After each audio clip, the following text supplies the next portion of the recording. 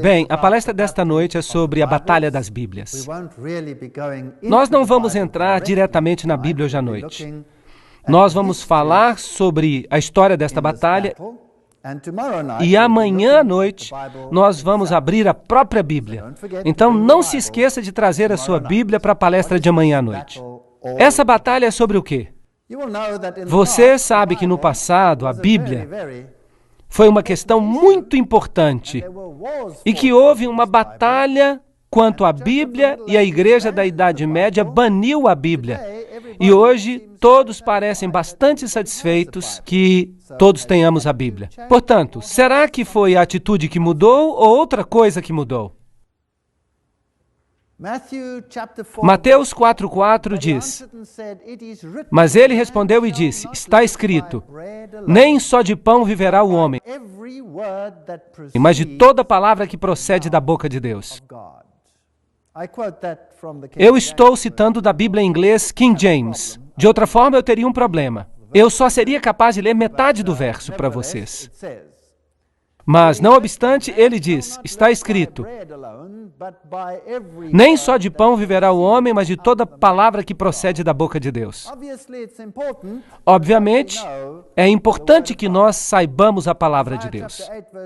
Isaías 8:20 diz, a lei e o testemunho, se não falarem de acordo com a palavra, é porque não há luz neles. Em outras palavras, se você não fala de acordo com a palavra de Deus, e se você não fala de acordo com o testemunho, aquilo que os profetas já declararam com respeito às ações de Deus, aquilo que tem que estar em harmonia com a Torá, os primeiros 5 livros da Bíblia, então não há luz neles. Portanto, nós não podemos vir com algo contrário à palavra de Deus. Apocalipse 22:18 diz, pois eu testifico a todo homem que ouve a profecia deste livro. Se alguém lhe acrescentar qualquer coisa, Deus lhe acrescentará as pragas que estão escritas neste livro. E se alguém tirar algo das palavras do livro desta profecia, Deus tirará sua parte do livro da vida, e da cidade santa, e das coisas que estão escritas neste livro. Este é um assunto muito sério. Não se metam com a palavra de Deus. Vocês concordam comigo que é isso que está dizendo? Esta é uma pesquisa muito séria e, obviamente, se o homem não vive apenas de pão, mas de toda a palavra que procede da boca de Deus, se você acrescentar algo a ela, ou tirar algo dela, ou misturá-la, ou alterá-la, isso pode ser um problema. Bem, hoje nós temos muitas Bíblias. De fato, há centenas de traduções da Bíblia. Agora, qual é a melhor? As pessoas vão dizer que as Bíblias modernas são melhores. Sim, em muitos sentidos, com os estudos modernos do grego, muitos versos das Bíblias modernas têm traduções melhores do que as versões mais antigas, por causa de um conhecimento melhor da terminologia grega. Mas se a gramática melhorou, será que isso necessariamente significa que o contexto melhorou ou mudou? É aí que nós temos problemas. Então, qual é a árvore genealógica das Bíblias modernas que nós temos hoje? Os manuscritos originais da Bíblia foram todos eles perdidos. Eles não existem mais. Então, o que nós temos são cópias de cópias. Algumas delas são muito antigas e algumas delas são menos antigas.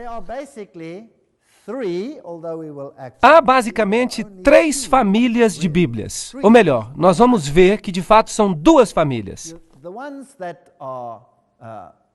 Aquelas que estão na base, as mais antigas, tiveram todos os seus manuscritos perdidos.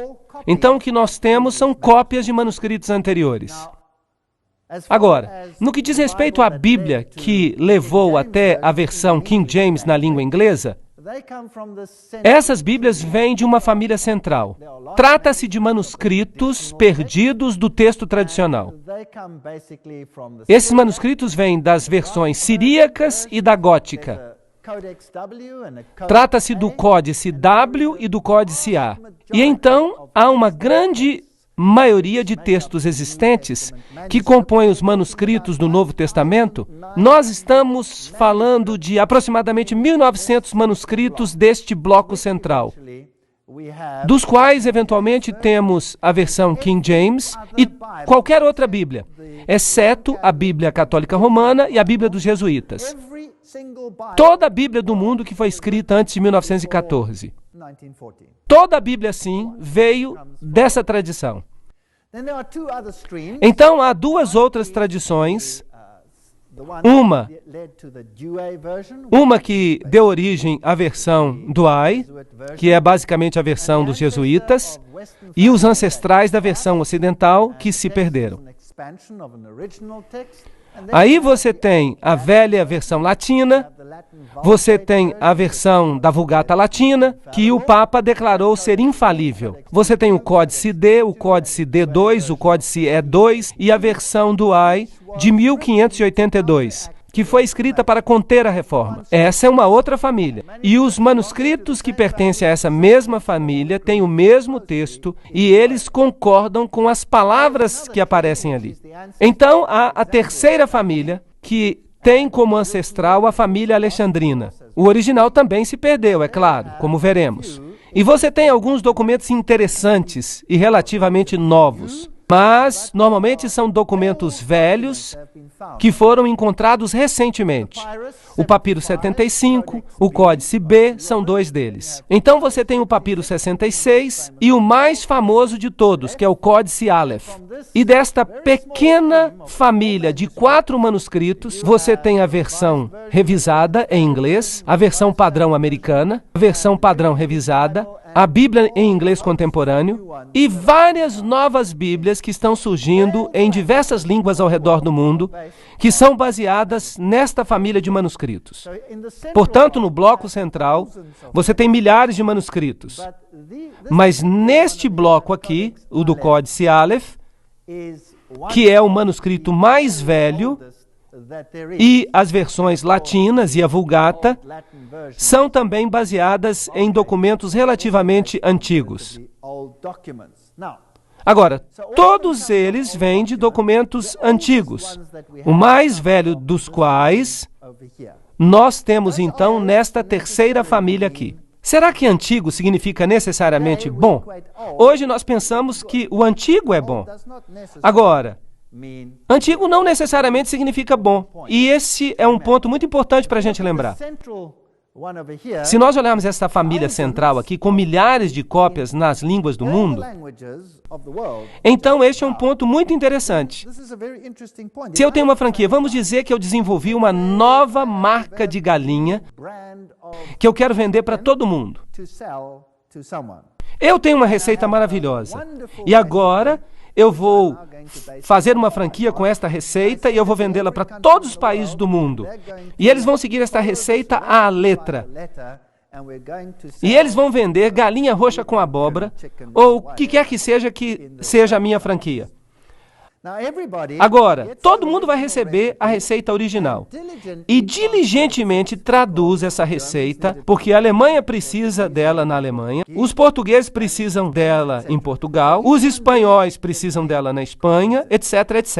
Então, cada um diligentemente copia e agora há literalmente milhares de cópias em várias línguas daquela receita original que foi escrita e enviada. Com o passar dos anos, a receita original é copiada tantas vezes que ela eventualmente se rasga, mas todos fizeram as suas cópias. É isso que você tem. E então um dia alguém diz para si mesmo, sabe, essa é uma receita muito boa. Eu acho que eu vou mudá-la um pouquinho e eu vou roubar essa franquia para mim mesmo. Então ele altera a receita e diz, oi pessoal, eu tenho a receita original. Aí está então. Ele queima um pedacinho e faz com que ela se pareça velha. Não que isso tenha acontecido aqui, mas de qualquer forma, ele tem a receita original, entre aspas. E ele começa a franquia com a nova receita. Agora todo mundo diz, uau, qual agora é a receita original? Esta aqui ou aquela? Isso é muito problemático. Agora nós temos duas. Qual é a correta? Bem, o que você faria? Você diz,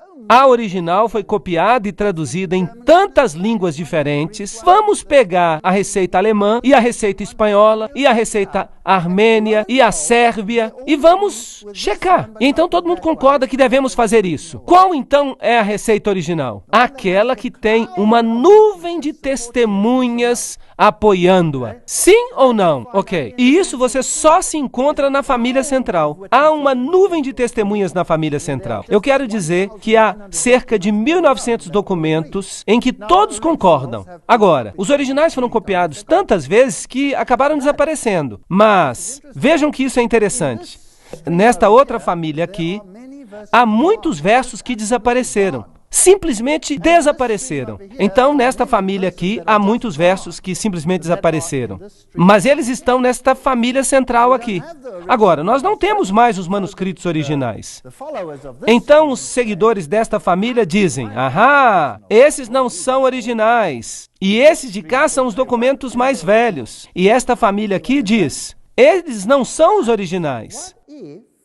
Mas se você tivesse cartas muito antigas dos pais da igreja, que obviamente não foram copiadas tantas vezes quanto a Bíblia foi, como um documento, então você tem cartas muito antigas dos mais velhos pais da igreja que escreviam cartas uns para os outros. Agora, se eu escrevo uma carta para minha esposa, por exemplo, eu estou num país, ela está em outro, eu escrevo para ela uma carta muito boa. E então eu estou dando alguns conselhos para ela e eu dou alguns versos bíblicos. Todo mundo faz isso, não faz? Bem, nós temos essas cartas antigas. E nós temos essas cartas citando versos que não aparecem nesta família aqui. Mas as cartas são mais velhas do que esses manuscritos. Então, qual seria o correto? O que você sugeriria? Obviamente que aqueles que estão nessa linha aqui, a central, porque eles estão citando versos que não mais existem naquelas. De fato, é assim mesmo. Será que nós temos essas três famílias? Bem,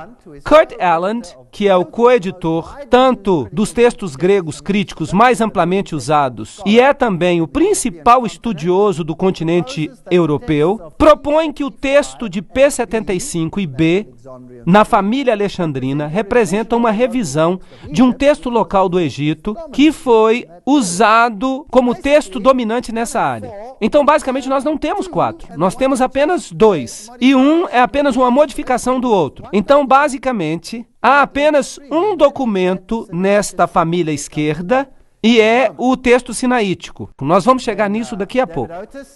Então, David Oris diz, fundamentalmente, há apenas 2 famílias de Bíblia.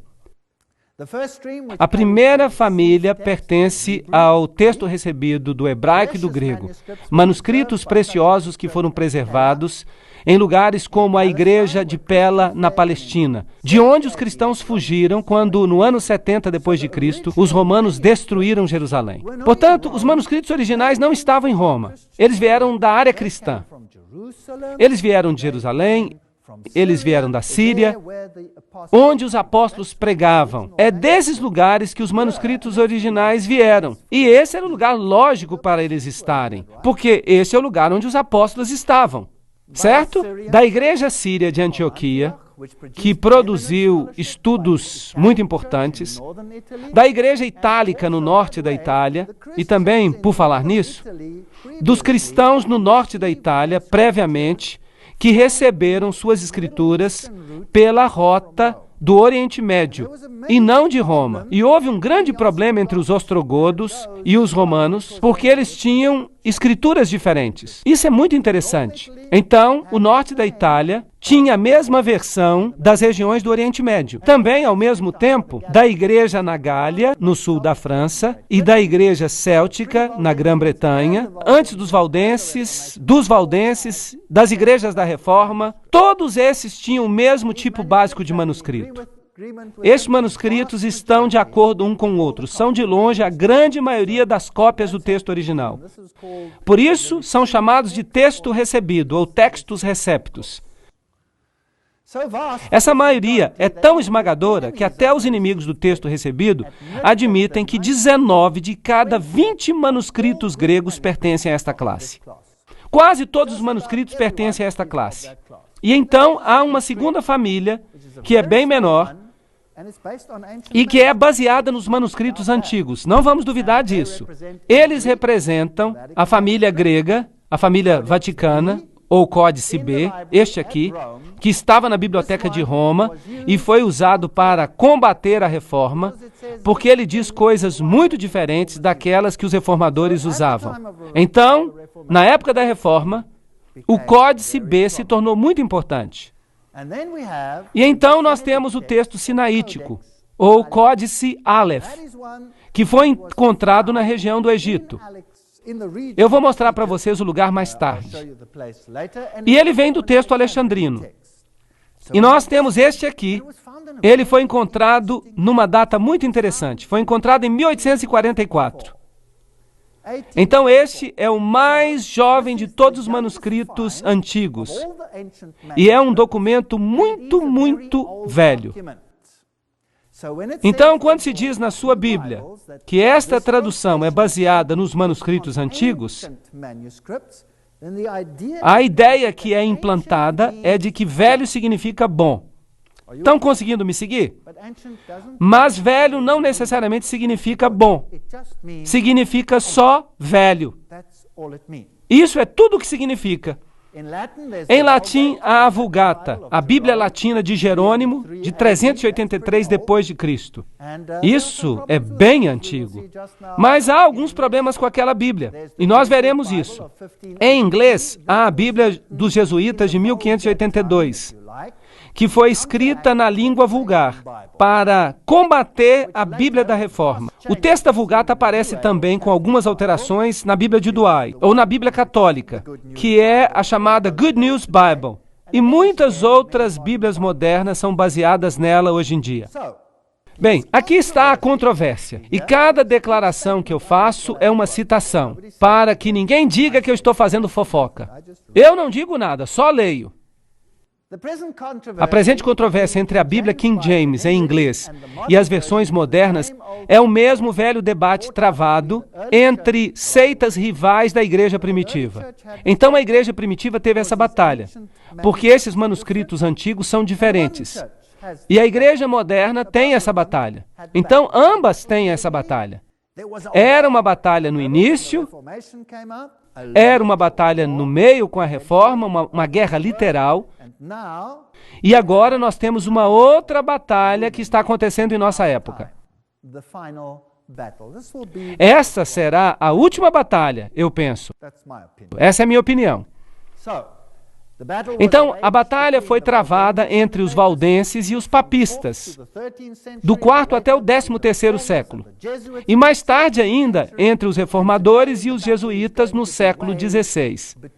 E hoje, a batalha vai ser travada entre quem quer que represente as Bíblias, que essas pessoas também defendiam, e quem quer que represente o outro lado. Nós precisamos compreender que muitas das novas traduções são tomadas dos manuscritos antigos. As pessoas acham que elas são mais confiáveis. Não, elas só são velhas. Em realidade, eles estão dizendo, prestem atenção, que o manuscrito que foi encontrado numa cesta de lixo numa caverna no Monte Sinai e manuscritos questionáveis de Alexandria, onde se praticava o ocultismo, são mais confiáveis do que o texto recebido. É isso que estão dizendo. Então, esses manuscritos questionáveis seriam mais confiáveis? De fato, aquele encontrado no Monte Sinai foi jogado fora porque tinham copiado sobre ele, tinham feito o manuscrito de rascunho. Parece que em alguns lugares ele foi reescrito até 70 vezes. De fato, ele foi esfregado e reescrito tantas vezes que eles o jogaram fora. E esse é o manuscrito em que tudo se baseia hoje em dia. De onde vêm os manuscritos? Bem, havia um homem chamado Orígenes. Ele era um velho iniciado. Você vai descobrir isso nos escritos maçônicos. Ele estava dentro da maçonaria. E isso é interessante. Se eu encontro elogios a alguém nos escritos maçônicos, as minhas orelhas se levantam. Ele era um crítico textual e ele corrigiu inúmeras partes dos manuscritos sagrados. Agora, estamos falando de tempos antigos. Evidência em contrário mostra que ele os alterou para concordar com a sua própria filosofia humana de ideias místicas e alegóricas. Por exemplo, ele acreditava que o homem era divino e, portanto, não havia apenas um homem divino que veio a esta terra. Nós todos somos divinos, que é um ensinamento maçônico até o dia de hoje. E então, acredita-se que esses manuscritos tenham sido de fato corrompidos. Então, do nascimento de Cristo até cerca do ano 400 depois de Cristo, alguns evangelhos gnósticos foram escritos. Paulo faz menção a isso em 2 Coríntios 2,17. Pois não somos como aqueles que corrompem a palavra de Deus. Eles já estavam corrompendo a palavra de Deus? Sim ou não? Sim. Eles a estavam adulterando. Eles a estavam corrompendo com ideias gnósticas. E isso os alinha com o pensamento ecumênico de todas as religiões, pois estas são consideradas de modo igual e não deveriam ser elevadas uma acima das outras. Em 331 depois de Cristo, e é aí que o problema realmente começa, Constantino ordenou que uma Bíblia ecumênica fosse escrita. Vejam vocês, o cristianismo estava dizendo: Jesus é o caminho, a verdade e a vida. Todas as doutrinas com respeito ao cristianismo eram problemáticas, porque elas atacavam o paganismo. Então Constantino, que tentou fazer um casamento dos dois, ordenou que um homem, por nome Eusébio, que, por falar nisso, era um seguidor de Orígenes, que escrevesse uma Bíblia ecumênica. Isto é, que alterasse a palavra de Deus usando escritos gnósticos, para que ela se tornasse aceitável tanto a pagãos quanto a cristãos. E foi isso que fizeram. Mas os primeiros cristãos rejeitaram esses manuscritos e disseram que eles não são de Deus. E então esses manuscritos foram parar em bibliotecas secretas e ficaram ali para serem posteriormente escavados como manuscritos antigos. Foram feitas mais ou menos 50 cópias por Eusébio e elas foram distribuídas e acabaram em áreas amplas. Em Roma e em Alexandria, onde você tinha os estudos esotéricos. Nós vamos falar sobre isso mais tarde. Orígenes acreditava na assim chamada heresia ariana. Essa heresia ariana é que Jesus não era Deus e que só havia um Deus. Uma espécie de Deus panteísta, um Deus em tudo. Então, nós poderíamos ter uma centelha divina, e esse é um ensinamento maçônico. Agora, é interessante que os católicos romanos alegam que são contra os arianos, e que combateram guerras e destruíram as pessoas que eram arianas. Mas não há evidência disso. E eu quero lhes dizer, não há evidência histórica de que as nações tivessem sido destruídas porque elas eram arianas, como os ostrogodos, os vândalos. Não há evidência que esses eram arianos. Nós não temos nenhum dos seus escritos. Tudo o que escreveram foi destruído. Nós só temos a palavra dos católicos romanos de que eles eram arianos. Mas agora eu tenho boas notícias para vocês. Lembram-se que eu lhes disse ontem que os templários tinham duas doutrinas? Uma é esotérica e outra é exotérica. Uma é para os goyim, a massa, e outra para os de dentro. Agora, o evangelho para os de fora não é ariano, mas o evangelho para os de dentro do catolicismo romano é ariano. Como é que eu sei que é ariano? É porque o Papa declarou que a Vulgata era a Bíblia infalível. E a Vulgata é ariana. Ela remove a divindade de Cristo. Isso não é interessante? Mas que batalha era essa? A batalha contra Jesus Cristo. É isso que ela era. Desde a pré-história. A batalha contra o Filho de Deus. E quem é que nós vamos defender? Jesus ou outra pessoa? Então essa é uma batalha interessante. Eu a acho uma batalha fascinante. Em 1481 d.C., o manuscrito do Vaticano foi descoberto na Biblioteca do Vaticano. Isso não é interessante? Bem a tempo de competir com a Reforma, porque a Reforma estava usando o texto recebido. Eles não usavam nenhum outro texto. Então vocês precisam acreditar que até 1481, Deus manteve a verdade da Bíblia escondida por gerações até 1481? Será que a verdade se baseava em manuscritos errados? E felizmente o Vaticano descobriu o manuscrito certo em 1481 para combater a Reforma. E esse manuscrito repetidamente coloca de lado a divindade de Cristo e é ariano? Então, essa é a doutrina para os de dentro, a doutrina templária. Nós vimos isso na palestra que fizemos ontem. E é provavelmente um manuscrito que sobreviveu de Eusébio. E por falar nisto, este aqui e aquele que encontraram no Sinai são pássaros de uma só pena. Eles concordam um com o outro. E é por isso que basicamente só há duas famílias. A grande maioria que compõe o Textus Receptus e esta outra família. E então nós temos a data mágica, 1844. O manuscrito sinaítico foi descoberto no Monte Sinai, no mosteiro de Santa Catarina. Muito interessante. Esta é uma velha igreja cópita, que é basicamente a igreja bizantina do Oriente. Uma igreja muito parecida com o catolicismo. Elas são praticamente a mesma igreja. E este manuscrito concorda absolutamente com o manuscrito do Vaticano e é totalmente ariano. Em 1881, dois professores da Inglaterra, Westcott e Hort, criaram o texto grego. Isto é baseado, claro, no manuscrito do Vaticano e no manuscrito do Sinai. Mas eles preferiram o manuscrito do Sinai, para que não parecesse muito católico. Vocês estão me seguindo? Não deveria parecer muito católico, porque esses dois homens eram protestantes. Bem, vamos dizer que eles eram supostamente protestantes. E, como consequência, até a Bíblia dos Testemunhas de Jeová foi alterada por causa deste novo escrito.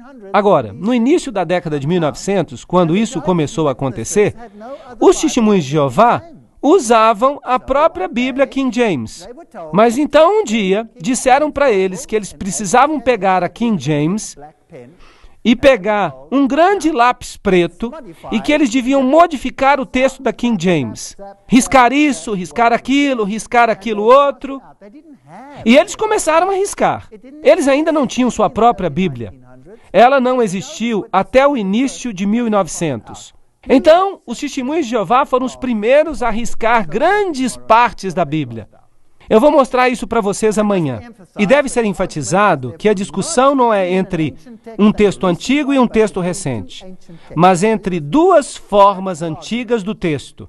Vocês estão entendendo? Esse é o argumento. Tyndale, ele, é claro, usava o texto recebido. Isso realmente irrita o Vaticano, porque o outro não tinha sido descoberto ainda. E ele usava o texto recebido em sua Bíblia, e ele disse para o Papa: se Deus poupar a minha vida, daqui a alguns anos, eu farei com que qualquer homem que esteja por trás de um arado conheça mais as Escrituras do que você conhece. Essa é uma declaração e tanto. De novo, eu gostaria de declarar que a discussão não é King James versus outras versões. A discussão é entre o texto recebido contra uma pequena família que vem do Sinai e do Vaticano. Aí está a discussão. Por falar nisso, qualquer Bíblia, em qualquer linguagem, que existia antes de 1900, era baseada no texto recebido. Então, se você vai para a Sérvia, você tem o texto recebido. Se você vai para a Grécia, eles têm o texto recebido em grego. Se você vai para qualquer país do mundo, a Bíblia luterana, qualquer Bíblia, Elas são todas baseadas no texto recebido. Cada uma delas. Mas depois de 1900, as Bíblias modernas deixam de ser baseadas nele.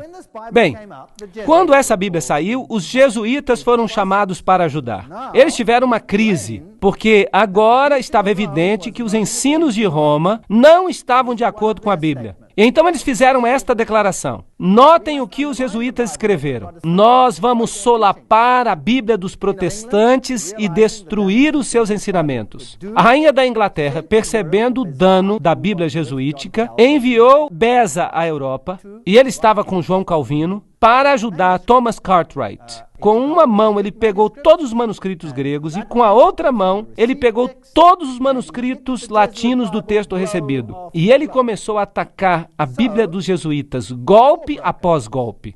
Então, a guerra eclodiu. Eventualmente, eles enviaram a armada espanhola contra a Inglaterra para travar uma guerra. Eles chegaram com 136 barcos armados. Alguns tinham 50 canhões. E tudo que a Inglaterra tinha eram meros 30 navios. Esses grandes galeões vieram e eles deveriam destruir a Inglaterra por causa da Bíblia. Bem, Sir Francis Drake levantou naquela manhã e ele estava muito nervoso. Mas o que ele descobriu? Uma tempestade estava vindo durante a noite e os galeões espanhóis tinham sido destruídos nas praias da Escócia. A frota inteira tinha sido destruída na tempestade. E tudo o que ele precisava fazer agora era fazer a limpeza. E daquele dia em diante, a Inglaterra se transformou num grande poder marinho. Isso é o que a história diz. Agora, o que os jesuítas dizem sobre a Bíblia? Aqui está uma citação. Então a Bíblia, aquela serpente com a cabeça ereta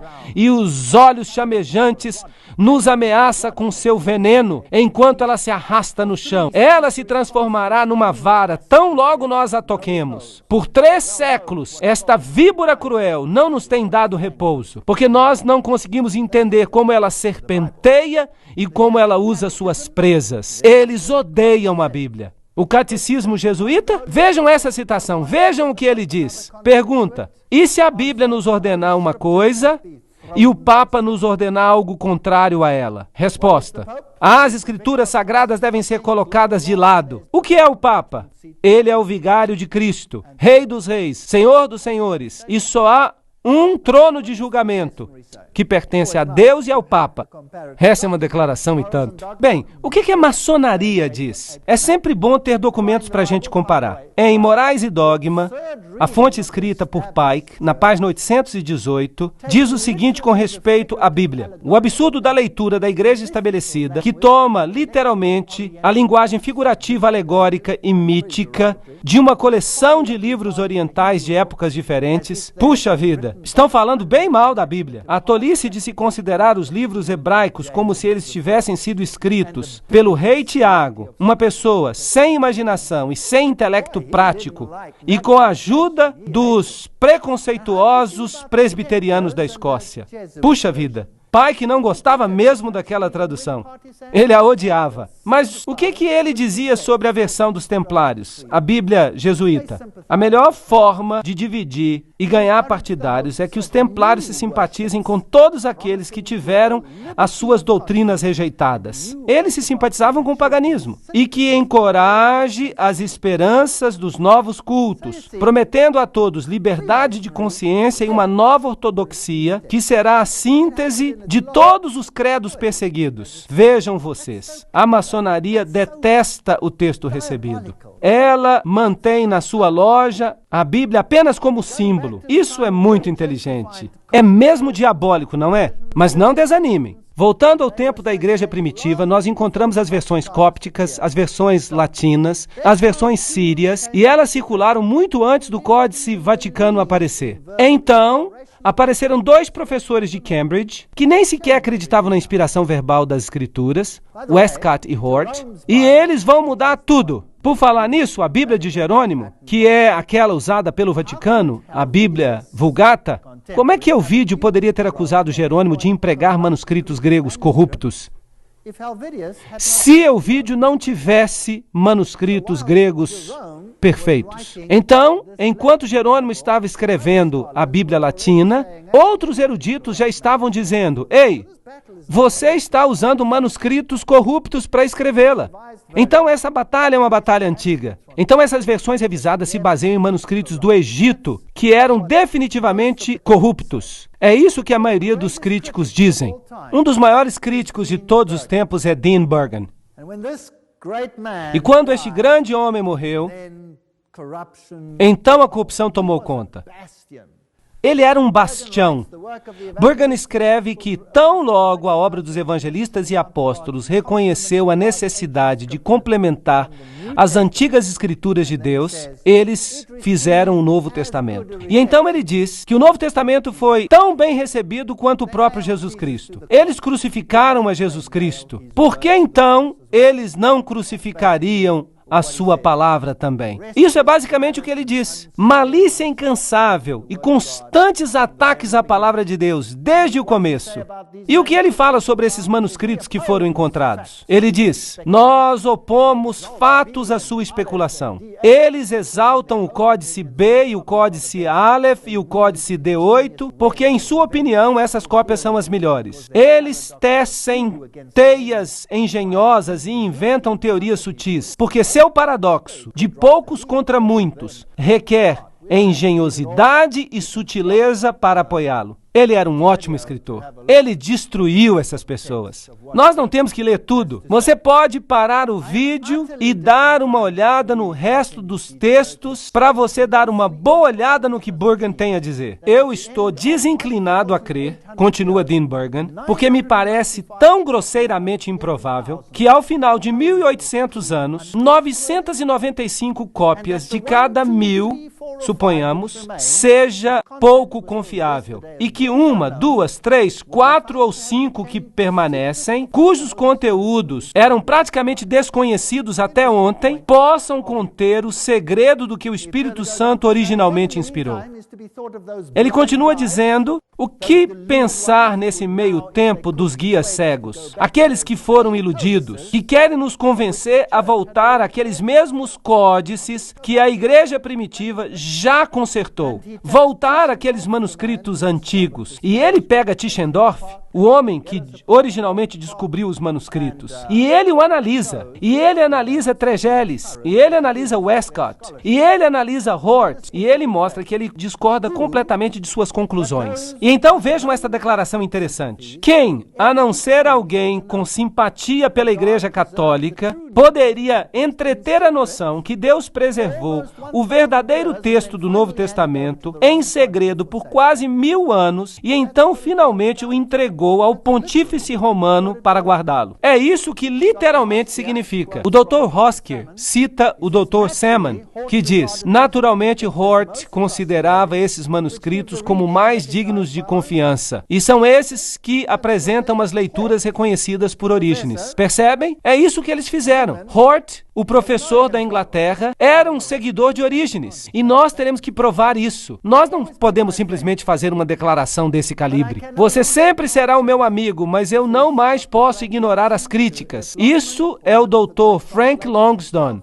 falando a F. Lockman, um dos grandes tradutores. Eu não posso refutá-los. E, querido irmão, eu não tenho nada contra você, mas a única coisa que eu posso fazer sob Deus é renunciar à minha filiação à nova Bíblia padrão americana. Então vejam que aqui está um membro do comitê que se desliga dele, pessoalmente. Bem, vamos então a Alexandria. Aqui está a estátua de Horus, o segredo dos iniciados. Horus e Ísis e Dionísio. Esses segredos foram mantidos vivos em Alexandria e na Biblioteca de Alexandria. E a Biblioteca de Alexandria era famosa pelos seus documentos do ocultismo. Então, claro, os cristãos primitivos, que se baseavam na Bíblia, se livraram desse terrível lugar de informação. Eles queimaram a velha Biblioteca de Alexandria até o chão, e isso foi uma catástrofe para o mundo antigo. Bem, felizmente, a Unesco, que é uma constituição que foi escrita por um membro da Caveira e Ossos, decidiu restaurá-la. e reconstruiu-a exatamente no mesmo lugar. Ali está ela hoje. E as lâmpadas que eles puseram, eles têm coisas bem interessantes nelas. Anjinhos carregando cornucópias que nós discutimos ontem. Se você vai e olha a biblioteca, ela é enorme e tem todas as inscrições pagãs da biblioteca original nela. Ela foi feita de acordo com o modelo. Todos os petroglíficos pagãos e todos os símbolos antigos de adoração do sol estão nelas. E esse é Demétrio, o fundador da Biblioteca de Alexandria. Nela, eles ainda têm alguns dos manuscritos antigos que conseguiram escapar. Aqui você tem um papiro com os signos do zodíaco, algo que a Bíblia proíbe. Aqui você tem um pedaço do livro dos mortos, que é o livro egípcio dos mortos, que é uma contrafação do que a Bíblia ensina. Ele exalta o Deus dos mortos e a Bíblia exalta o Deus dos vivos. Então você tem esses petroglifos aqui, que são muito nojentos, então nós vamos passar isso rápido. E eles têm as deidades em seus hexágonos e Sócrates, um místico antigo. Sócrates, é claro, morreu bebendo cicuta. Ele era um iniciado e ele passou alguns dos seus segredos de acordo com o juramento que você faz. Se você revelar, você pode beber uma taça de veneno, ou se você preferir, você pode ter a sua garganta cortada de orelha a orelha ou a língua arrancada da sua boca. Os mortos são exaltados. Esta biblioteca é absolutamente enorme. Não dá nem para imaginar o tamanho. Eu só fiz um pequeno vídeo dela. Vamos dar uma olhada em como ela é, só para dar uma ideia do tamanho. É absolutamente enorme. E tem todos os símbolos pagãos interessantes ali. Uma réplica total do que deve ter existido lá e fotografias para provar que eu realmente estive ali, em caso que alguém pense que eu não estive. Aqui estão as fotos tiradas lá de cima, na biblioteca. Ela foi aberta em Mubarak em 2002. Ela é absolutamente nova. Eu tive que ir lá para ver. Aqui está uma estátua de Prometeu,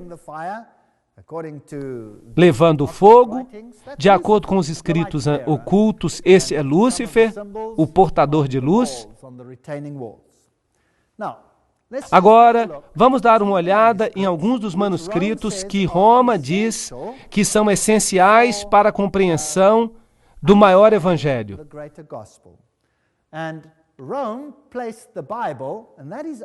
Roma colocou a Bíblia, e isso é só o Textus Receptus, para falar a verdade, no índice de livros proibidos. Eles não colocaram a sua Vulgata no índice de livros proibidos. É a Bíblia protestante que eles colocaram lá. Então, a igreja primitiva em Antioquia, como eu já disse, usava os manuscritos sírios. E esse é o livro que é proibido por Roma. A Septuaginta, por outro lado, foi feita para a Biblioteca de Alexandria em 285 a.C. É um dado importante. A palavra apócrifa significa coisas ocultas. O Concílio de Trento disse o seguinte em 1546 sobre os livros apócrifos: quem quer que não receba como sagrados e canônicos todos esses livros e cada parte deles, que são comumente lidos na Igreja Católica, estão contidos na velha versão latina Vulgata, ou deliberadamente desprezar as suas tradições, que essas pessoas sejam amaldiçoadas. Então, eles estão dizendo que nós precisamos aceitar todos os manuscritos. Vamos rapidamente passar pelos livros apócrifos. Vamos a Tobias 6:4-8, onde está escrito: abra o peixe e arranque-lhe o coração, e o rim e a bile. Se um demônio ou um espírito maligno te incomodar, é necessário fazer uma fumaça diante do homem ou da mulher, e eles não mais serão incomodados. Quanto à bile, é bom ungir um homem com ela, e ele será curado. Então, se você quer expulsar demônios e espíritos maus, tudo que você tem que fazer é balançar a bile de um peixe e o demônio vai embora. A Bíblia diz: todos os sinais seguirão aqueles que crerem nestas coisas. Em meu nome eles expelirão demônios. Marcos 16:17. Quando oprimidos, mas sentindo-se incomodado e voltando-se para o espírito demoníaco, Paulo disse: eu te ordeno no nome de Jesus Cristo, que saias. E ele saiu naquela mesma hora. Então, ele não usou a bile de um peixe. Tobias 12:9 diz: pois as esmolas podem livrar da morte e te purificarão de todo o pecado. Então você pode purificar os seus pecados. Pedro diz: ainda mais que vós sabeis que não sois redimidos com coisas corrompíveis como prata e ouro, da vã conversação recebida pela tradição de vossos pais. São duas doutrinas opostas. Qual delas é a correta? E as orações pelos mortos? Macabeus 12:43-46 diz: pois, se não tivesse a esperança que aqueles que morreram ressuscitassem, teria sido supérfluo e vão orar pelos mortos. Portanto, ele fez reconciliação pelos mortos para que eles fossem libertos do pecado. Então, você pode orar pelos mortos para que eles sejam libertos do pecado? Isso é paganismo. João 1:7 diz: Jesus Cristo nos purifica de todo pecado. E isso nos leva agora até a Bíblia Vulgata. Entre 1545 a 1563, ela foi declarada infalível. Agora, o que a Vulgata diz?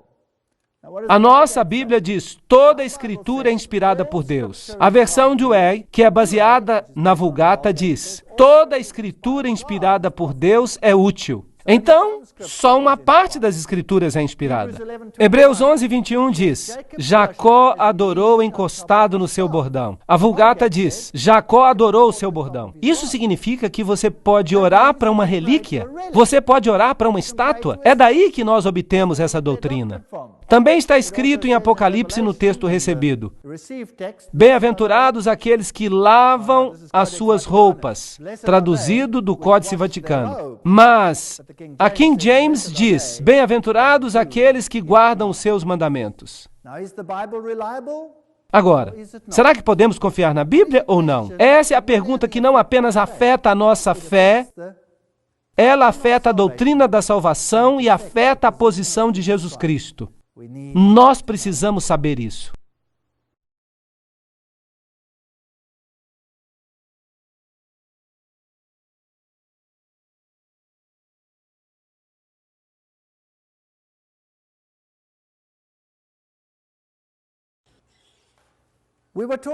Nós estávamos falando acerca da Bíblia e de onde ela veio, de onde os vários manuscritos vieram. E devemos agora descobrir se nós podemos confiar na Bíblia ou não. Bem, os rolos do Mar Morto eram escritos meticulosamente copiados pelos essênios, e eu devo dizer que eles não eram judeus ortodoxos, eles tinham propensões cabalísticas. E os manuscritos antigos que eles copiavam eram exatamente iguais àqueles que são encontrados na Bíblia hoje. Então, de fato, isso é uma evidência em favor da Bíblia. Esses antigos manuscritos, eles dão um testemunho preciso até mesmo acerca do livro de Daniel. Foram descobertos em 1949. E eles provam que a Bíblia não sofreu mudanças durante todos esses anos. Esses manuscritos são fenomenais. Mas depois disso, alguns outros manuscritos interessantes foram descobertos. Há um manuscrito famoso que foi descoberto perto de Alexandria, que incluía uma série completa de evangelhos gnósticos. A revista Time falou a respeito desses manuscritos não faz muito tempo. As palavras que vêm do passado. Cerca de 46 manuscritos foram descobertos perto de Nag Hammadi, no Egito, em 1945, mudando as perspectivas que tínhamos acerca do cristianismo primitivo. Agora, é interessante que o Egito era a sede das ciências ocultas, e esses manuscritos foram enterrados para serem preservados. De quem? Claro que dos primeiros cristãos que certamente destruíram aquela biblioteca pagã. E desde 1945, esses manuscritos têm sido descobertos. E esses manuscritos têm mudado a perspectiva das pessoas. Alguns budistas chegaram a dizer que se eles soubessem que os cristãos tinham esse tipo de manuscrito, eles nem teriam se tornado budistas. Mas o que esses manuscritos dizem? São os assim chamados evangelhos perdidos que se tornaram tão famosos hoje em dia. Ali está o Evangelho de Tomé, o Evangelho de Pedro e todos esses manuscritos maravilhosos, supostamente iluminados dominando as crenças dos primeiros cristãos. Bem, havia os ebionitas, havia os marcionitas, havia os gnósticos, havia os tomazinos. Todos eles basicamente acreditavam na divindade do homem e na divindade não exclusiva de Jesus Cristo. Todos eles. Vamos ler o Evangelho de Pedro, que foi escavado, e você vai me dizer se você acha que ele é digno de crédito. Vamos lê-lo. Por falar nisso, esses escritos gnósticos são apócrifos e, portanto, são considerados sagrados. A cruz falava e andava. Jesus tinha morrido no dia anterior, pronunciando suas últimas palavras. Meu poder, ó poder, tu me deixaste para trás. Seu corpo foi tirado e colocado na tumba, mas agora, quando o sábado amanhecia, que dia agora é o sábado? Domingo se tornou o sábado aqui. O sábado, como o domingo, era guardado somente em Alexandria, no Egito e em Roma. O resto do mundo guardava o sétimo dia da semana. Aqui, nesta passagem, o sábado já virou domingo. O sábado amanhecia, uma grande voz desceu do céu. Será que isso é digno de crédito? Bem, vamos ver se o restante é digno de crédito. Uma grande voz desceu do céu, e 2 homens desceram. A pedra que bloqueava a tumba se moveu sozinha. Ei, a Bíblia não fala isso. E enquanto os soldados romanos ficavam de boca aberta, 3 homens saíram da tumba, 2 deles segurando o outro.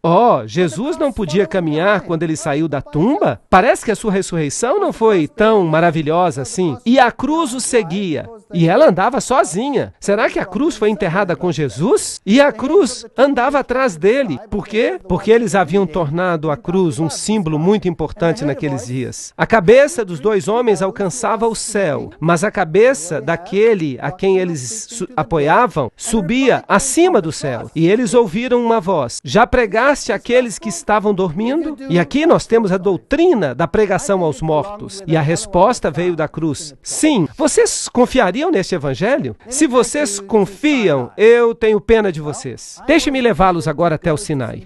Eu sempre quis conhecer o mosteiro de Santa Catarina, onde este manuscrito, no qual todas as traduções modernas se baseiam, foi descoberto. Este é o mosteiro de Santa Catarina, o famoso mosteiro. Aqui estão os crânios dos monges que estavam ativos ali. Você pode orar para esses crânios e você então recebe uma bênção. Aparentemente, eles lhes darão uma resposta. Eu não vi nenhuma possibilidade de que eles me respondessem, porque eles não tinham fôlego neles. Mas ainda assim, se você quiser, você pode orar. E aqui está o Sinai, assim diz a tradição. E nesta igreja, você encontra os símbolos do sol e da lua e todos os símbolos pagãos. A famosa Biblioteca do Sinai, onde esse manuscrito foi achado, e que tem todos esses antigos códices escritos à mão, esses famosos manuscritos, e o famoso Códice Sinaítico, que foi encontrado por Tischendorf em 1844. Aí está ele, e ele foi entregue aos eruditos católicos em 1844 e da Universidade de Leipzig. Essa é uma data interessante, e esse é o Códice Sinaítico. E percebam que há vários manuscritos antigos que estão depositados neste lugar. Há umas histórias interessantes sobre este mosteiro. O tratamento benevolente que os árabes deram ao mosteiro. Eles tomaram essa península no século VII. E aqui está o símbolo de Maomé e a proteção que ele dá direito, os privilégios que o profeta Maomé dá direito. Ele é o fundador do Islã e ele concedeu aos monges do mosteiro do Monte Sinai essa mesma proteção. Então, Maomé protegeu esse mosteiro. Mas quem mais o protegeu? Bem, aqui está um outro documento interessante. Napoleão Bonaparte, que era um maçom de grau 33, por falar nisso. Se é que havia uma coisa dessas naqueles dias. E seu irmão era um grão-mestre na Espanha. E ele era um alto maçom. Aqueles graus que nem sequer ainda existiam. Ele também protegeu esse mosteiro. Pessoas importantes protegeram esse mosteiro. Aqui estão os 4 evangelhos no Códice Sinaítico. Ali está o meu amigo, nós estamos entrando no mosteiro, aqui estão algumas pinturas do mosteiro, e aqui está essa sarça fascinante. E todas as pessoas estão alinhadas aqui para orar. Esta é a famosa sarça, intacta. Essa sarça supostamente sobreviveu por milhares de anos. E ela nunca foi sequer regada. Nem regaram a sarça. De fato, esta é uma das sarsas mais famosas da história do mundo. Esta é a famosa sarça ardente da qual Moisés se aproximou. Assim dizem eles. Quando eles nos disseram que ela nunca tinha sido regada, eu perguntei para que servia aquele cano ali. Mas eles insistiram que aquele cano não funcionava. Bem, eles disseram que não havia água no cano, mas aquela era uma sarça cheia de espinhos, então eu fiquei imaginando se não havia outro cano ali por perto.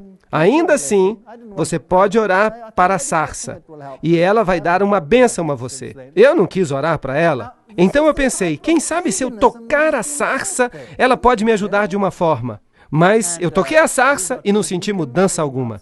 Vejam que esse é o tipo de paganismo que está sendo ensinado aqui. Ali estão os dois diáconos sentados do lado de fora, onde quer que a assim chamada contra-reforma, começada pelos jesuítas, dominou o povo, a língua vernacular foi suprimida e a Bíblia foi mantida longe dos leigos. Os jesuítas estavam tão ansiosos para destruir a autoridade da Bíblia, que eles chamavam de o Papa de Papel dos protestantes, que eles não temeram sequer criticar a sua genuinidade e o seu valor histórico. Os jesuítas fizeram guerra contra a Bíblia protestante. Mas antes que o povo inglês seguisse o que estava acontecendo no continente e começasse a questionar a sua grande Bíblia inglesa, foi necessário que eles alterassem sua forma de pensar. Muita coisa tinha que ser feita para desacreditar a seus olhos a reforma, sua história, doutrina, seus documentos, que eles ainda consideravam uma grande obra de Deus. E foi isso exatamente o que eles fizeram. Eles tentaram destruir a sua forma de pensar. Agora, aqui está uma declaração muito interessante. Nós vamos ver quem foi que a fez em um momento. A despeito de toda a perseguição que os jesuítas enfrentaram, e aqui nós temos um católico romano falando, eles não abandonaram a Inglaterra, onde há um número maior de jesuítas do que na Itália. Há jesuítas em todas as classes sociais, no parlamento, entre o clero inglês, entre os leigos protestantes, mesmo em locais ocultos. Bem, eu não consegui entender como é que um jesuíta podia ser um sacerdote protestante, ou como um sacerdote protestante poderia ser um jesuíta, mas o meu confessor me silenciou, dizendo-me, omnia munda mundis, falando que São Paulo se tornou um judeu para que ele pudesse salvar os judeus. E por isso nós não deveríamos admirar que um jesuíta pudesse se passar por protestante, em prol da conversão dos protestantes. Mas preste atenção, eu lhe suplico, para descobrir a verdadeira natureza do movimento religioso na Inglaterra chamado de puseísmo. O clero inglês, antigamente, estava extremamente preso aos artigos da fé, para que viessem a abandoná-los. As pessoas podiam usar em vão todas as máquinas colocadas em movimento por Bossuet e pelos jansenitas da França. E vocês sabem, esses eram aqueles que estiveram por trás da Revolução Francesa, os jesuítas, para reuni-los de volta à Igreja Romana. E assim os jesuítas da Inglaterra tentaram outro plano. E isso foi demonstrar, a partir da história e da antiguidade eclesiástica, a legitimidade dos usos da Igreja inglesa, para que daí, através dos apelos dos jesuítas ocultos entre o clero, pudesse surgir uma dedicada atenção à antiguidade do cristianismo. Quem escreveu que os jesuítas eram os sacerdotes das igrejas protestantes? Foi Decante, um sacerdote de Roma, professor de teologia. Foi o próprio homem que nos diz que era assim. Bem, então nós já sabemos que o romanismo entrou na Igreja da Inglaterra. Antes de 1833, se você tivesse uma missa como você tem hoje, isso era considerado anátema. Mas depois as coisas mudaram. Newman, o líder da universidade, disse: somente através da Igreja da Inglaterra você pode agir sobre a nação inglesa. Eu desejo, é claro, que nossa igreja seja consolidada com a sua comunhão e por intermédio dela, e por sua causa, e pela causa da unidade. Ele e seus associados criam que o protestantismo era o anticristo. Ok. Faber, um dos associados de Newton, disse: O protestantismo está perecendo. O que há de bom nele está sendo, pela misericórdia de Deus, guardado nos celeiros de Roma.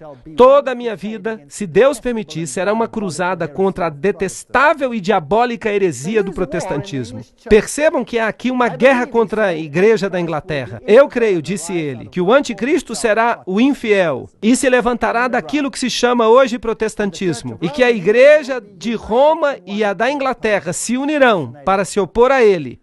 Eles mudaram Apocalipse 13:18. Eles não mudaram o número 666, mas na versão revista, eles acrescentaram uma nota de rodapé que diz que o número é 616. Agora, vamos falar desses dois cavalheiros, Westcott e Hort. Esses são os dois homens que escreveram, com base nesse manuscrito antigo, o texto grego que serviu de base para todas as traduções modernas. Quem eram esses dois cavalheiros e no que eles acreditavam?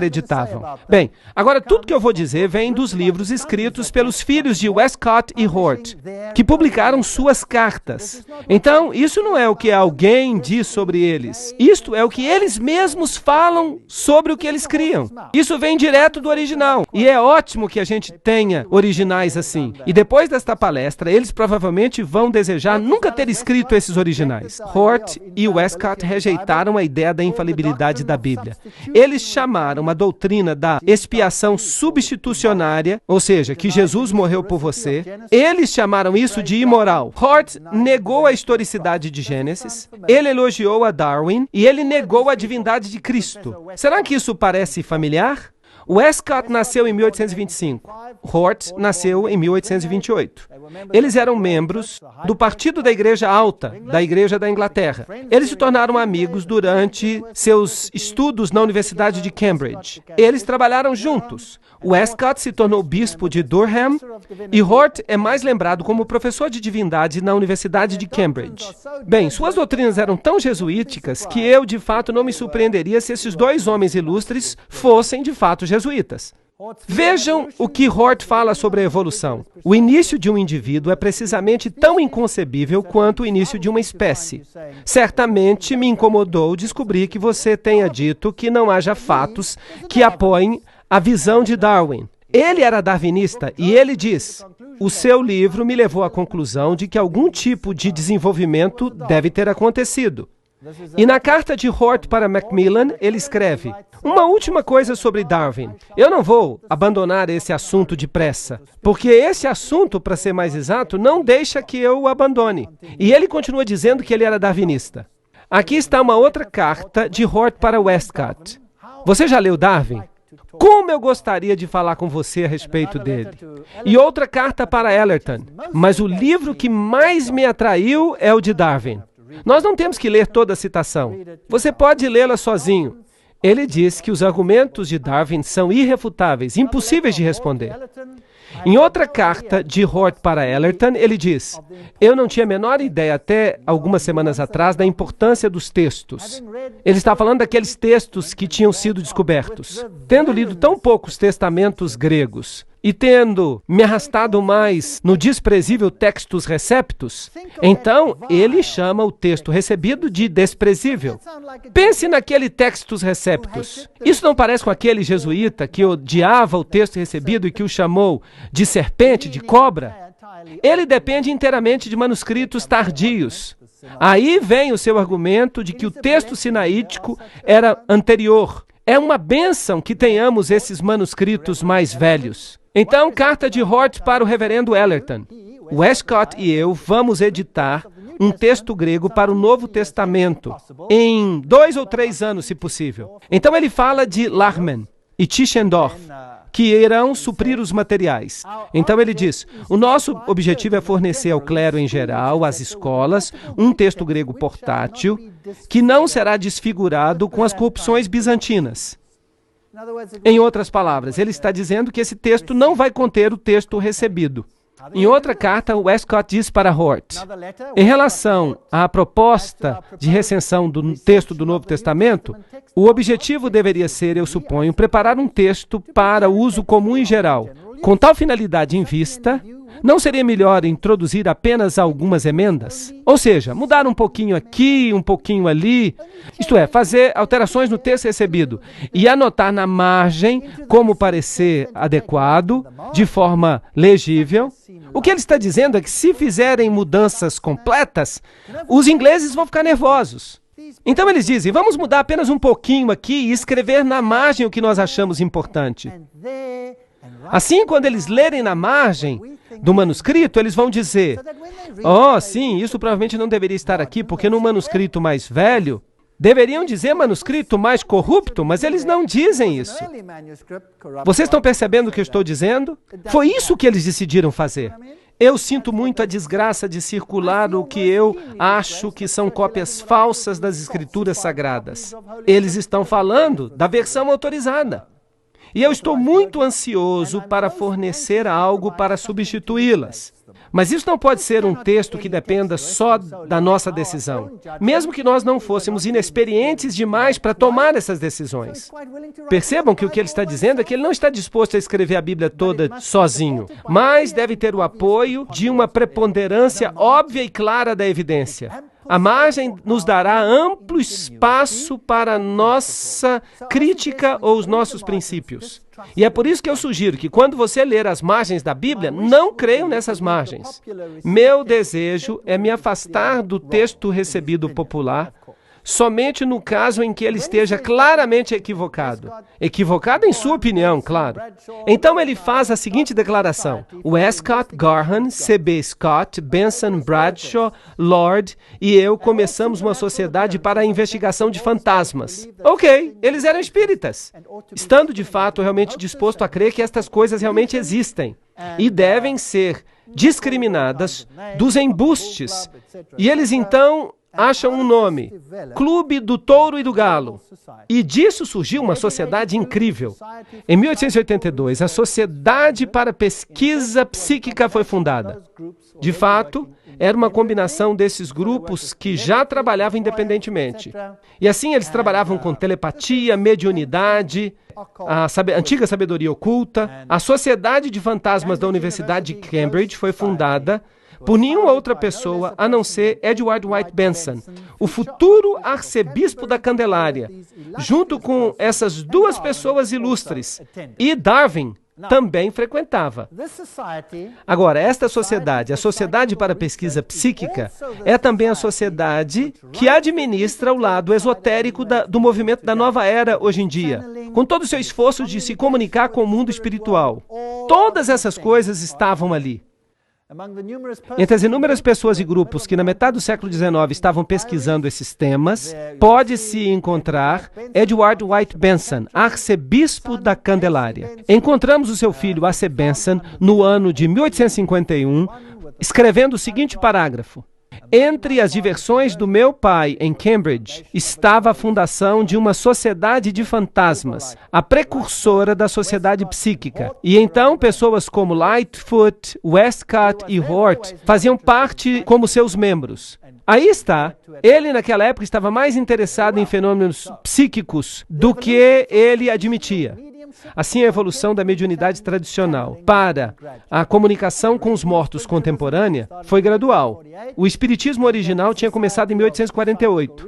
Então veio a Sociedade da Pesquisa Psíquica na Inglaterra. E então Helena Petrovna Blavatsky pegou essa sociedade e a continuou.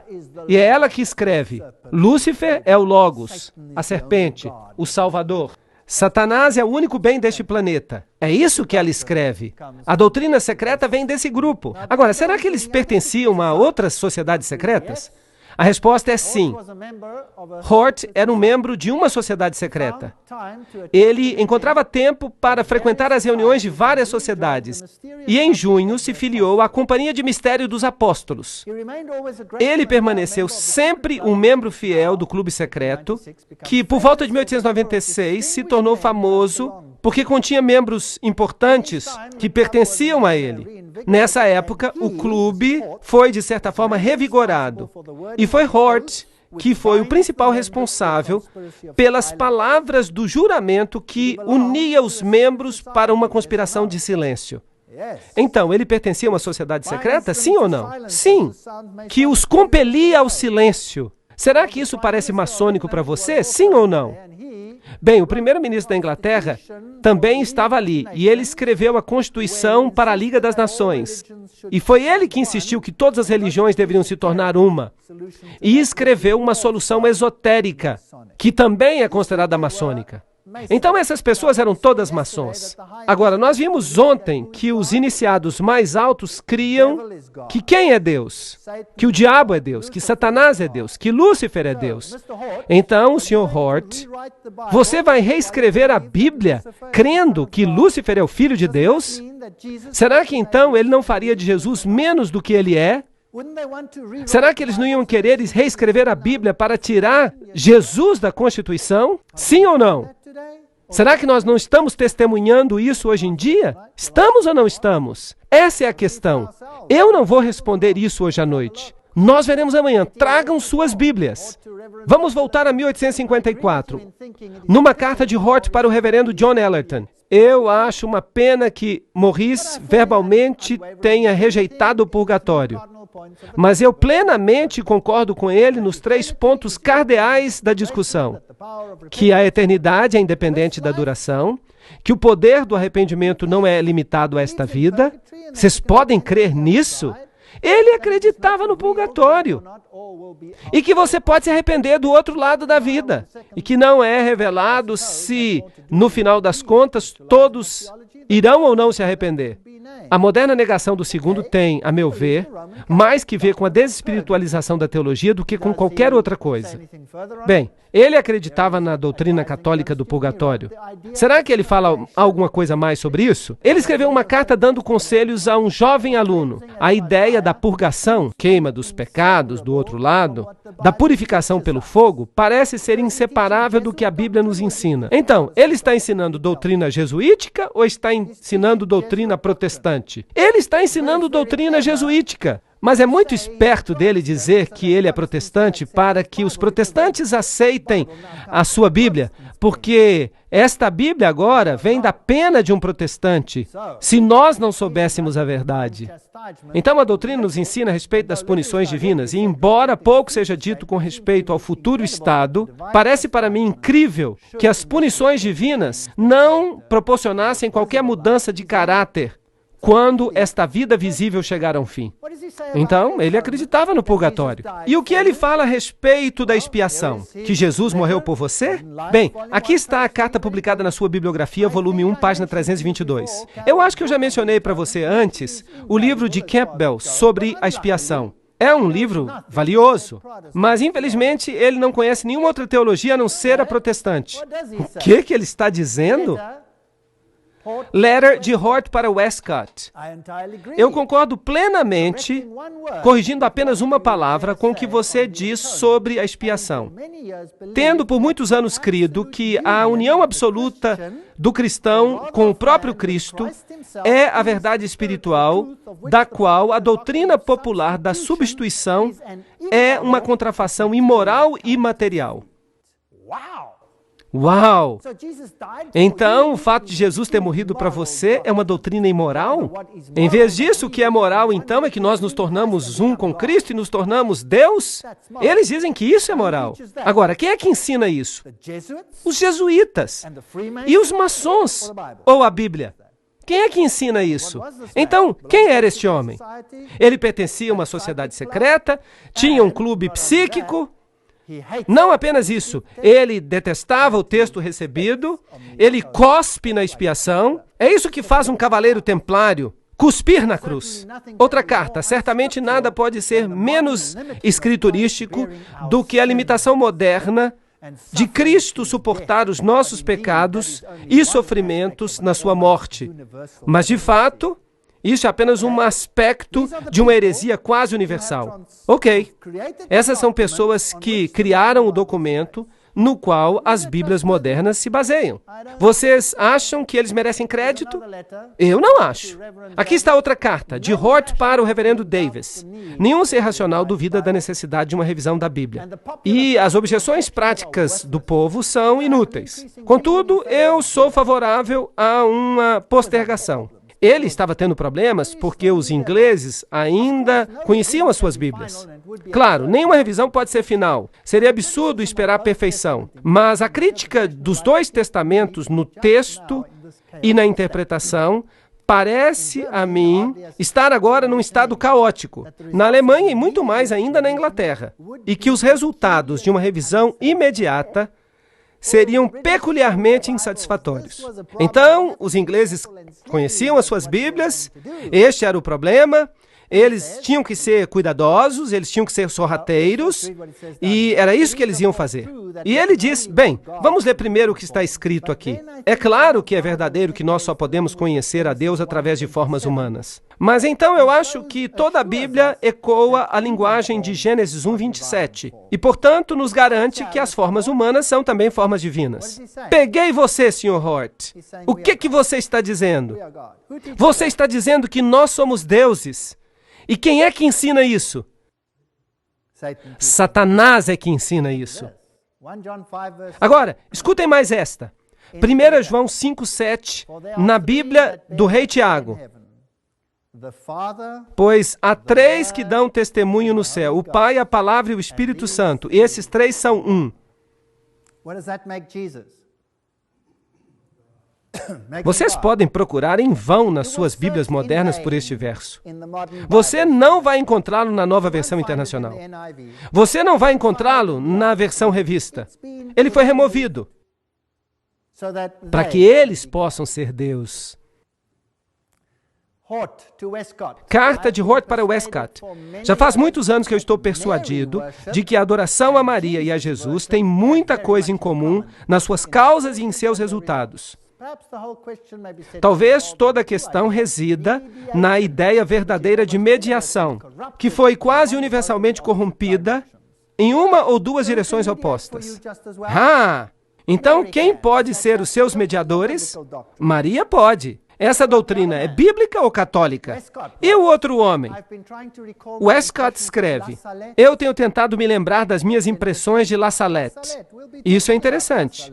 Nós vamos estar falando sobre La Salette, que é um templo de adoração de Maria. Eu queria perceber que verdade esquecida testemunhava a mariolatria. E agora nós podemos dizer que é justamente a questão dos ensinos dos milagres. Bem, Sr. Westcott, então você quer exaltar a mariolatria e diminuir a Jesus? Carta de Westcott para o reverendo Benson. Tanto quanto eu possa julgar, a ideia de La Salette era a de Deus se revelar a si mesmo. Não em uma forma, mas em muitas. Percebem? Ecumenismo. Coisa fascinante. Carta de Hort para o reverendo Rowland. Eu temo ainda diferenças mais sérias entre nós na questão da autoridade, especialmente da autoridade da Bíblia. Se esta objeção primária fosse removida, eu acho que as nossas diferenças passariam a ser apenas uma diferença de grau. Blá, blá, blá, blá, blá. Ele quer se livrar da ideia de que a Bíblia é inspirada. Para ele, erros e preconceitos devem ser removidos mais por um esforço individual do tipo indireto do que por um ataque aberto combinado. Ele está dizendo, vamos trabalhar por trás dos bastidores. Vamos ser sorrateiros e quietos. Vamos evitar uma crise prematura. Essas pessoas são espertas. Embora eu ache que uma convocação não é competente para iniciar uma medida assim, contudo eu sinto que, à medida que nós três estamos juntos, seria errado se nós não nos esforçássemos o máximo, como Lightfoot diz. Do trabalho é muito boa. Se nós três nos unirmos, mas sem trazer conosco todas as sociedades que nos apoiam, nós poderíamos completar uma revisão textual. Ele está dizendo, nós não podemos mudar tudo agora. Vamos fazer pouco a pouco. Nós precisamos ficar juntos, nós três. Há uma esperança de que as leituras alternativas possam encontrar um lugar na margem. Então é assim, essas observações aparecem nas margens e quando você vai de uma versão para outra, elas somem, desaparecem. E assim é que a Bíblia muda. Você sabe que se você pegar a sua Bíblia e a abrir no meio do livro de Atos, se você pegar uma Bíblia na Nova Versão Internacional e você for para o meio do livro de Atos, e então você parar e contar todas as palavras até o fim de Apocalipse, Aí você tem o total de palavras que já foram omitidas nas Bíblias modernas. Ou seja, do meio de Atos até o fim de Apocalipse. Agora, se o homem não deve viver de pão apenas, mas de toda palavra que procede da boca do Senhor, o que nós vamos fazer com tantas palavras que desapareceram? São cerca de 60 mil palavras que desapareceram. Nós não deveríamos ter uma conferência antes da primeira reunião para revisão? Há muitos pontos nos quais é importante que nós concordemos. As regras, embora liberais, são vagas. E a sua interpretação dependerá de ação decisiva a princípio. É quase impossível decidir o valor daquilo que parece ser uma alteração trivial. Agora, prestem atenção nisso em relação à palestra de amanhã. É quase impossível julgar o valor daquilo que parece ser uma alteração trivial. Resumindo, mude o texto de modo que as pessoas nem sequer notem a mudança. Há alterações triviais, simplesmente lendo-as uma depois da outra, que, tomadas todas juntas, teriam consequências importantes, mas que poucas pessoas pensariam a princípio. Vocês entenderam o que eu estou dizendo? O que eles estão dizendo aqui é, nós vamos mudar a Bíblia um pouquinho aqui, um pouquinho ali. E se nós pegarmos todas essas alterações juntas, nós vamos ter uma doutrina completamente diferente. E essa massa estúpida não vai nem notar. É isso que eles estão dizendo. Bem, nós vamos estudar isso amanhã. Eu vou mostrar a vocês essas mudanças triviais e vocês vão ficar chocados com o que eles fizeram com Jesus Cristo, nosso Senhor. Lembrem-se, eles estão falando de mudanças triviais. A diferença entre uma foto, diz Rafael, e uma cópia é composta de inúmeras diferenças triviais. Isso não é interessante? Nós temos com sucesso resistido à advertência de terreno perigoso, onde as necessidades de revisão exigiam que a revisão fosse feita. É, de fato, sem dúvida, o início de um novo período na história da igreja. É por isso que os objetores zangados têm razão para a sua perplexidade. Vejam como essas pessoas são sutis.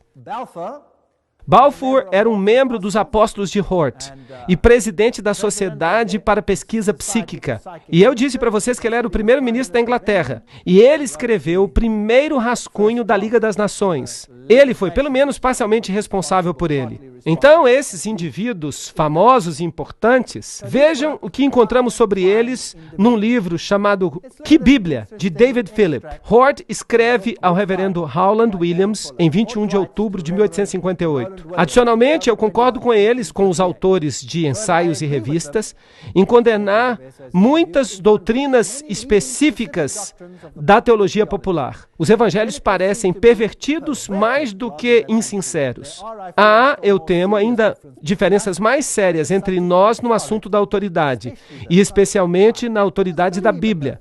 Ele não cria na autoridade da Bíblia. Ele escreve da França. Depois de deixar o mosteiro, nós passamos por um pequeno oratório que nós descobrimos no alto de uma colina, e ali estava uma pietá, do tamanho de uma pessoa, a Virgem e o Cristo morto. Se eu estivesse sozinho, eu teria me ajoelhado ali por horas. Aí está um católico romano falando. Esse não é um protestante. Se ele não era um jesuíta, eu prometo comer o meu chapéu.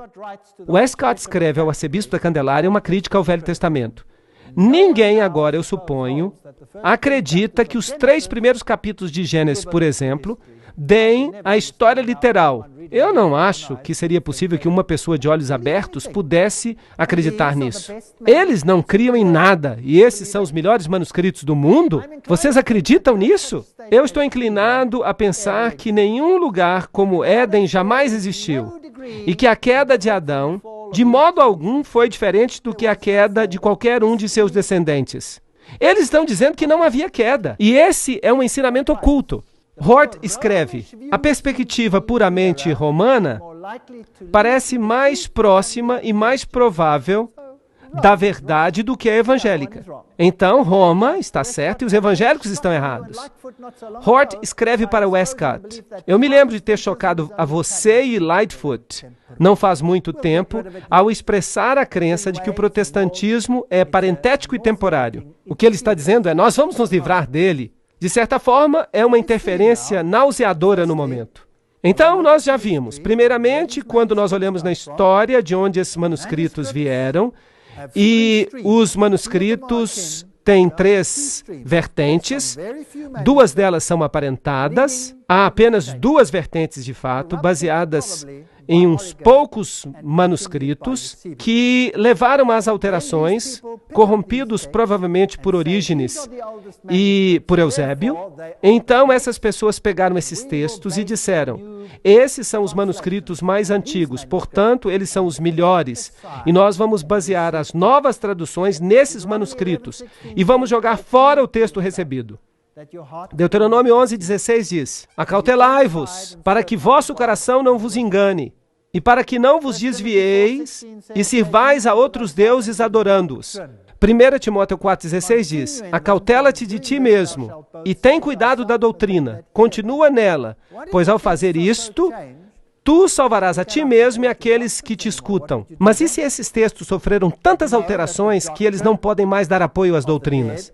O que você faria então? Vocês sabiam que a doutrina do estado dos mortos não pode ser adequadamente apoiada pelos novos manuscritos? Você sabia que a divindade de Cristo também é um problema ali?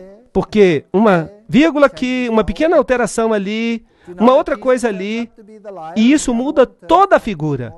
Você sabia que Jesus passa a ser um mentiroso e o diabo passa a ser sincero se você lê o texto do novo manuscrito? É bastante interessante. Eu convido a que você venha amanhã para ouvir.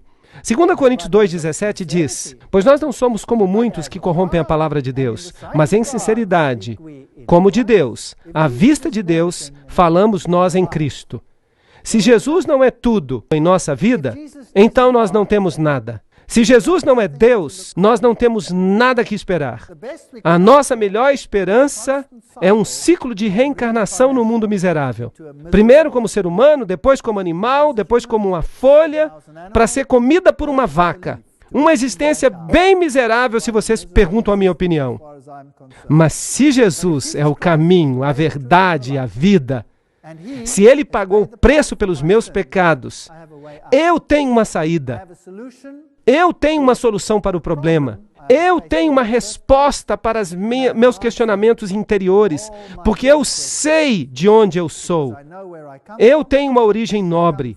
Eu sei em que estado eu estou. Eu estou num estado caído, pecaminoso, e eu tenho uma necessidade da redenção que eu posso apenas obter naquele que me fez em primeiro lugar. E esta é a doutrina que está sob ataque. O darwinismo está tomando o lugar da criação. É isso que nós vimos, é isso no que eles creem. Eles estão tentando apagar a expiação, para que Jesus não preencha mais esse papel. E para que Zoroastro e Osíris possam ser iguais a Jesus. De fato, até eu devo me tornar o seu igual, porque eu sou tão bom quanto ele é. Eu também sou divino, assim dizem eles. Mas eu lhes falo que alguém está mentindo, ou um ou outro. E então nós temos que formular uma outra pergunta. Por que Roma está tão silenciosa hoje em dia acerca da Bíblia, mas ainda ataca de modo ferino o texto recebido? Por que ele está sob ataque por toda parte, em todo o seminário de teologia? Por que em todo o seminário teológico se diz que o texto recebido é o pior texto? Eles dizem: joguem-no fora, aqui está algo que é melhor para vocês. Venham e vejam amanhã, se de fato ele é o melhor para vocês. Venham ver por si mesmos. Obrigado.